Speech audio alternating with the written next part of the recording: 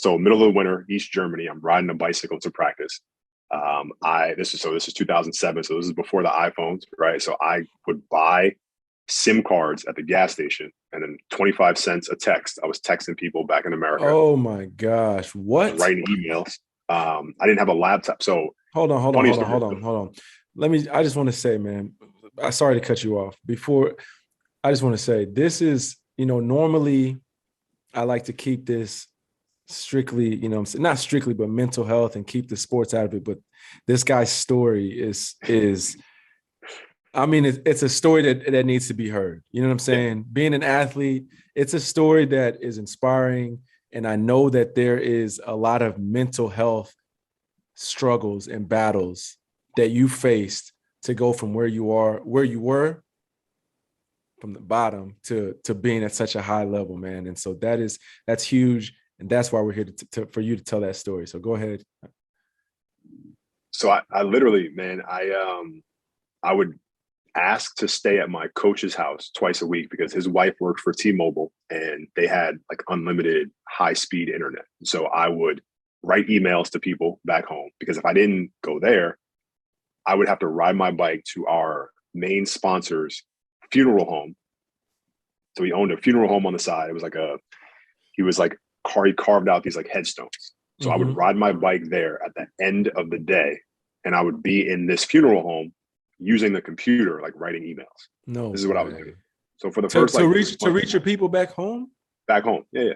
If I didn't want to pay 25 cents per text to like send stuff back, which is ridiculous.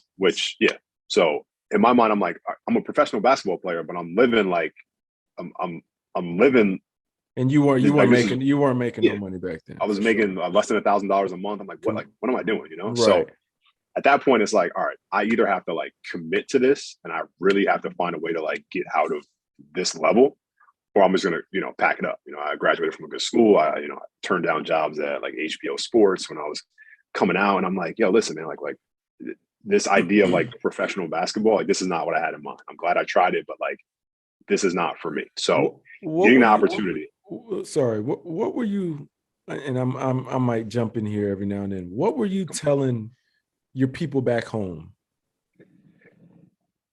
So in the beginning, man, it was like, I'm happy to be here. I'm loving this opportunity, but that didn't last long. It wasn't, it was a grind. It wasn't fun after a while. And I realized really quickly that for as much as the game of basketball has given me, like, this is not worth it. Right. So I was trying to write these funny emails back to the guys about all the stuff that I was running into and seeing. And it was just like, I was really trying to like make it a point to immerse myself in the culture. And I was taking German lessons on the side because, at this point I'm practicing 4 days a week. It's a fourth league team. So the guys on my team had other jobs during the day. So, I'm wandering around East Germany, which is, pretty conservative back at the time. And this big black guy running around East Germany, not knowing what's happening. So I was like, I had enough street smarts to understand, like, there's probably some places I don't want to be in by myself. So let me just start to try to immerse myself in the culture and really do things to get my mind off of the fact that, like, this is not what I thought it was going to be coming out here. And let me just say, man, that is a tough place to be in. A lot of people run into situations that they didn't. I mean, I did. A lot of people run into situations that they didn't expect. They get hit with a sense of reality, and it's like, this is not what I expected overseas basketball. I'm a professional. This is not what I expected it to be like. And I know that level. I mean, I started in the second division, and that's a lot better than where you started. And even I felt that way. So I can't imagine how you felt in the fourth division.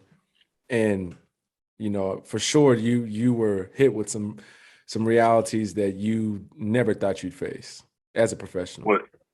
100%. And I think the blessing in disguise was that I played at Division III school. And so I may not have been used to, there was no like NCAA tournament, TV game. We didn't really have any of that. So coming out, I didn't really know what to expect, but I knew that what I did expect, it wasn't matching up to that. Right. So I had the timetable of that one season on my horizon, and I was like, if I don't get something done before this year is up, I'm just gonna pack it up and come back home and get this corporate job somewhere in New York City. Right.